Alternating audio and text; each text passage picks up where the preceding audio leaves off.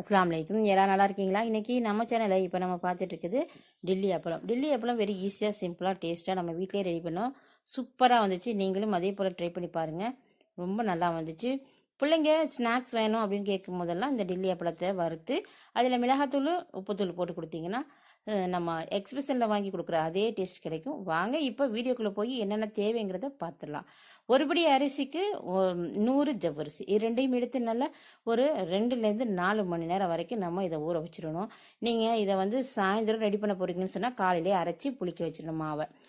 அதே போல் நீங்கள் வந்து நைட்டு ஊற வச்சு அரைச்சிட்டிங்க அப்படின்னு சொன்னாக்கா அப்படியே அரைச்சி வச்சிட்டிங்க அப்படின்னு சொன்னாக்கா காலையில் இதை எடுத்து நம்ம புளிச்ச பிறகு தான் இதை நம்ம எடுத்து ரெடி பண்ணி வேக வச்சு எடுக்கணும். சரியா?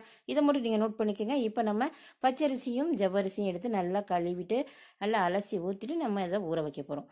அப்படியே ஊற வச்சுருங்க. அதுக்கப்புறம் நம்ம அது தண்ணி இல்லாமல் எடுத்து மிக்சி ஜாருக்கு மாற்றிட்டு நம்ம அரைக்கணும்.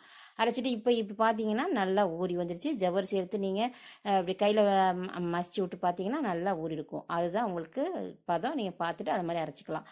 இப்போ நம்ம மிக்சி ஜாரில் போட்டு அரைச்சிட்டு ஒரு பாத்திரத்தில் மாற்றி வடிகட்டிடுங்க. வடிகட்டிட்டு அதில் தங்கி இருக்கிற ஜவ்வரிசி எல்லாத்தையும் எடுத்து திரும்ப நம்ம மிக்சி ஜாரில் போட்டு அரைச்சி கொண்டு வந்துடணும். கொண்டு வந்து இது அப்படியே வச்சுருங்க. ஒரு பட்டை மிளகா ஒரு 4 போல் நான் அரைச்சி நான் இதில் சேர்த்துக்கிறேன். நீங்கள் வேணுமா தான் சேர்த்துக்குங்க, இல்லைன்னா ஸ்கிப் பண்ணிக்கிங்க. இதை நம்ம எல்லாத்தையும் சேர்த்து அரைச்சி அப்படியே நம்ம கலந்து அப்படியே ஓவர் நைட் நம்ம சாயந்தரத்தில் ரெடி பண்ணோம். ஓவர் நைட் அப்படியே நம்ம இதை புளிக்கிறதுக்காக நம்ம கலந்து விட்டு அப்படியே வச்சிடணும். தண்ணி தெளித்து தான் அரைக்கணும். ரொம்ப தண்ணி ஊற்றிருக்கிறேன். ரொம்ப கெட்டியாகவும் இருக்கக்கூடாது, ரொம்ப தண்ணியாகவும் இருக்கக்கூடாது. மாவு ஆப்ப மாவு அளவுக்கு இருக்கணும். ஊற்றி நம்ம பாத்திரத்தில் சுற்றி விடுறவருக்கும் இருக்கணும். உப்பு லைட்டாக சேர்த்துக்குங்க. ஏன்னா நம்ம மிளகாத்தூள் உப்புத்தூள் வறுத்த பிறகு சேர்க்கணும். அதனால் நான் ஏற்கனவே சொன்ன மாதிரி பட்டை மிளகா அரைச்சி வச்சுருந்தேன், அதை சேர்த்துக்கிட்டேன். வேணான்னு சொன்னாக்கா நீங்கள் ஸ்கிப் பண்ணிக்கலாம்.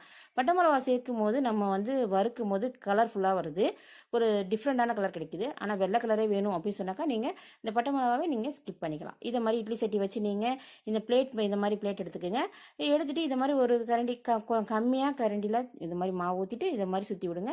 சுற்றி விட்டு நீங்கள் இந்த மாதிரி வச்சிங்கன்னா 10 நிமிஷத்தில் நீங்கள் வேக வச்சு நீங்கள் எடுத்துக்கலாம். எடுத்துட்டு ஒரு தண்ணியில் கூட நீங்கள் பாத்திரத்தில் போடலாம். அப்படி இல்லாமல் கொஞ்சம் நேரம் ஆற வச்சு நீங்கள் எடுத்தீங்கன்னா கையாலவே ஈஸியாகவே நம்ம எடுத்துடலாம். நான் எடுக்கிறதையும் இதில் நான் காட்டுறேன், நீங்கள் பாருங்கள். சூப்பராக வந்துச்சு. இது போல் நம்ம இந்த இட்லி சட்டியில் வச்சு வேக வச்சிரும். நீங்கள் சில்வர் இட்லி சட்டியில் ஹோல் வந்து இது மாதிரி இருக்காது, இந்த இட்லி சட்டியில் மாதிரி இருக்காது, நடுப்புற இருக்காது, ஓரங்களில் தான் இருக்கும். அப்படி இருக்க தட்டு நீங்கள் வச்சுருந்தீங்கன்னு சொன்னாக்கா அதுலேயே நீங்கள் ஊற்றி எடுக்கலாம். அதை கூட நான் இந்த இட்லி சட்டிலே நான் ஊற்றிருக்கேன். அந்த இட்லி சட்டியில் சில்வர் இட்லி சட்டியில் அதை கூட நான் இதில் அட்டாச் பண்ணுறேன். நீங்கள் அதையும் பார்த்துக்குங்க. இப்படி நம்ம எல்லாத்தையும் 1 by 1 நம்ம வேக வச்சு எடுத்துக்கணும். இது வந்து நம்ம ஃபஸ்ட்டே நைட்லேயே நம்ம அரைச்சி கலந்து வச்சுட்டு காலையில் தான் எடுத்து இதை மாதிரி ஊற்றணும். அப்போ புளிச்சிருக்கணும். அந்த இது நீங்கள் பார்த்துக்குங்க. அதாவது 8 மணி நேரம், குறைஞ்சது 8 மணி நேரமாவது அது மாவு புளிக்கணும். எந்த இதுவும் நீங்கள் போடவே வேண்டியதில்லை. ஜவ்வரிசி பச்சரிசியும் அரைச்சி நல்லா கலந்து விட்டு நீங்கள் வச்சுட்டாலே போதும்.